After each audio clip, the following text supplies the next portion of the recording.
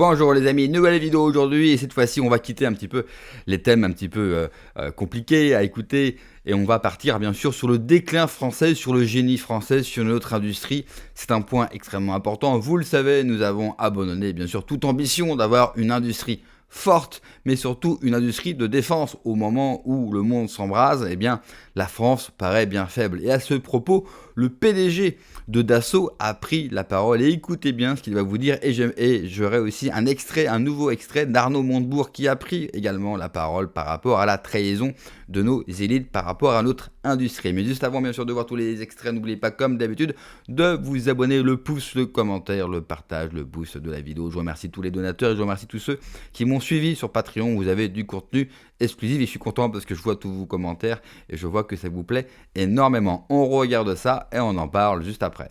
Albertina Torsoni de Bloomberg. Je voulais revenir bien sûr sur le SCAF. Vous avez aussi cité la magnifique, énorme histoire de Dassault Aviation, très importante aujourd'hui avec nous.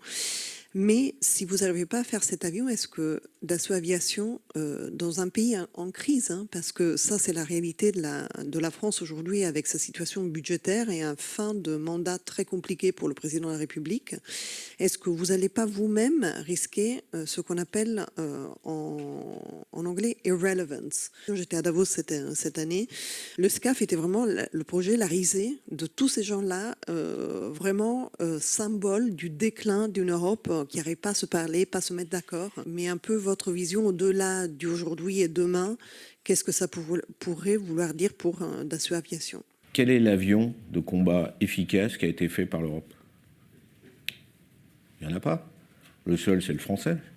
Au moins, on sait faire ça. On sait faire des avions de combat en France. Alors, on va me dire, il y a l'Eurofighter. Ben d'accord, mais sur 4 pays qui ont fait l'Eurofighter, 3 ont acheté le F-35. C'est ça le déclin.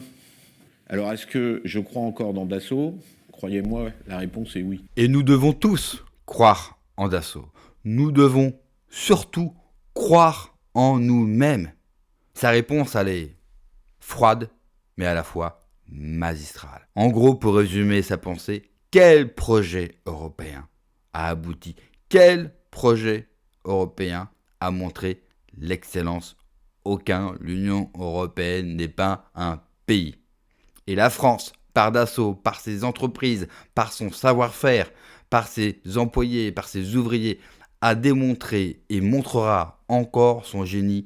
Nous n'avons besoin de personne. Et le Rafale aujourd'hui est un des avions de combat le plus performant au monde et il se vend extrêmement bien. Et il faut remercier, vraiment remercier le PDG de Dassault de résister à tous ces projets de collaboration européens qui ne servent uniquement à une chose, voler nos secrets technologiques. J'aimerais vous montrer un autre extrait justement à ce propos. J'ai noté effectivement les propos du chancelier qui envisage plutôt 2 avions qu'un seul avion, qui justifie de faire 2 avions, pas forcément sur la dispute entre Dassault et Airbus, mais plutôt sur le fait que les besoins opérationnels sont différents.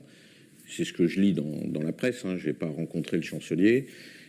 J'entends, moi, de la part de mes autorités au plus haut niveau que non, les besoins opérationnels sont identiques, en tout cas qu'il y a un accord entre les opérationnels. Bon, je vous dis ce que je sais, je ne vous dis pas quelle est la vérité, je ne détiens pas toute la vérité, une partie quand même. Donc je ne sais pas la probabilité que ça a. Ce que je sais, c'est que si Airbus maintient sa position de ne pas vouloir travailler avec Dassault, le sujet est mort. Et c'est une excellente nouvelle pour la France. Pour ceux qui ne le savent pas, eh bien, la France et l'Allemagne ont déjà mené un projet, c'était sur un tank, sur un char d'assaut.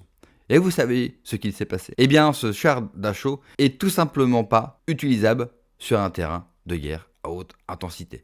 Mais cela, bien sûr, a permis à l'Allemagne de voler nos secrets technologiques. Et je rajoute qu'en plus, ce char-là, je vous laisse deviner où il est fabriqué et assemblé, en Allemagne. Et pour ceux qui sont surpris d'entendre Airbus, parce que beaucoup de Français pensent que Airbus est toujours français, et non, malheureusement, aujourd'hui, Airbus, qui était là encore la preuve du génie français, eh bien, est devenu, grâce à l'Union européenne, sous pavillon allemand. Et oui, quasiment toutes les têtes pensantes, tous les dirigeants chez Airbus sont allemands, et toutes les usines aussi ont été transférées à l'Allemagne. Une trahison de plus de nos élites, qu'elles soient de gauche ou de droite. Et une preuve supplémentaire que nous n'avons pas besoin de l'Union européenne, nous avons besoin de nous-mêmes. Ce pays connaît une crise et connaît peut-être la crise la plus importante et le problème le plus important dans ce pays, c'est qu'il ne croit plus en lui-même. Comment se fait-il que ce pays millénaire, avec une des plus grandes histoires, qui a connu une des plus grandes civilisations que le monde a connues, ne croit plus en lui et en son génie et en ses capacités? Écoutez cette fois-ci Arnaud Montebourg qui nous délivre également une trahison supplémentaire de nos élites. Je peux vous parler de l'industrie, c'est encore pire. Il n'y a plus rien. Les médicaments alcaloïdes, vous savez ce que c'est? C'est ce qui sert à endormir le patient avant une opération chirurgicale. On en importe 10 milliards par an. Le matériel de manutention, le levage, 4 milliards par an. Les radars, les petits radars pour les GPS, etc., 1 milliard par an. Et comme ça, je pourrais faire une liste à la Prévert, interminable. On y sera encore demain soir. Pourquoi? Parce qu'on a laissé abandonner le tissu industriel et agricole. Dans l'agriculture, c'est pareil. Est-ce que vous savez que les pâtes alimentaires, on produit très peu en France? On en consomme beaucoup. Les chips et les frites, on fait des pommes de terre, mais elles sont fabriquées en Belgique, mais pas en France.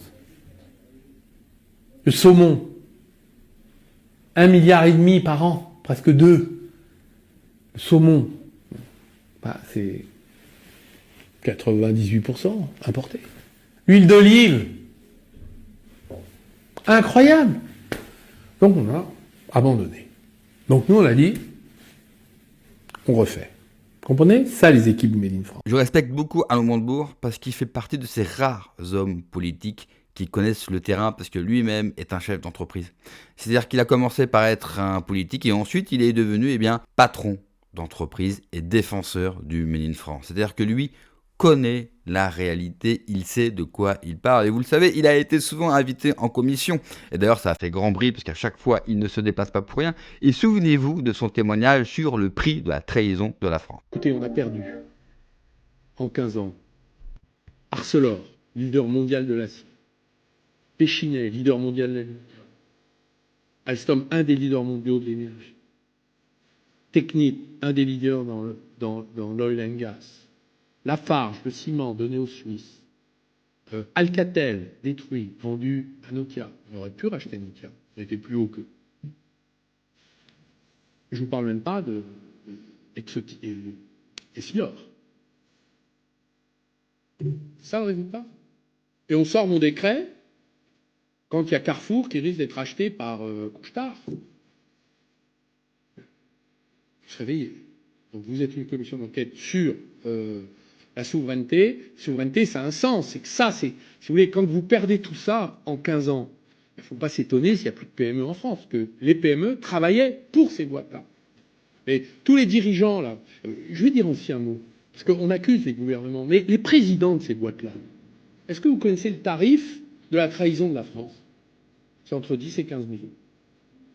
M. Cron a touché, je crois, 13. M. Lafont, 15. M. Combe, 13. Voilà. C'est le prix de la trahison de la France. C'est pas cher, hein. Ça fait partie de la question qu'il nous faut poser. Deux choses. Oui, il faut se réveiller, mais ça, c'est à la population. Il ne faut pas compter sur nos élites. Qu'elles soient de gauche ou de droite, pour moi, je les mets tous dans le même sac. Ensuite, le prix de la trahison de la France, ça doit se payer cher. Tout ça, évidemment, nous paraît d'une banalité et d'une normalité, nous sommes habitués à ça. Oui, sauf que dans d'autres pays, cela se passe mal. En Chine, par exemple, la Chine, vous savez ce qu'ils font?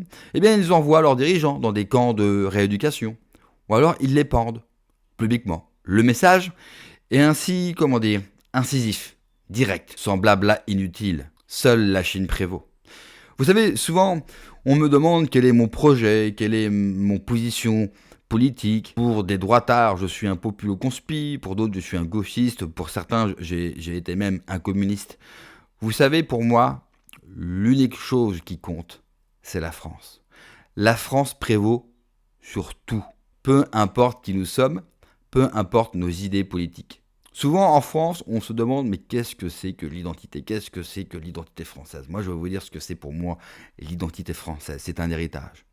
Un héritage qu'on reçoit tous de la part de nos ancêtres. Mes ancêtres m'ont légué quelque chose, m'ont légué un des plus grands pays du monde, un des pays les plus beaux du monde, un pays connu de tous à travers le monde, un pays qui fut respecté, un pays qui fut l'une des plus grandes puissances de l'histoire de l'humanité. C'est cet héritage-là que nous devons protéger.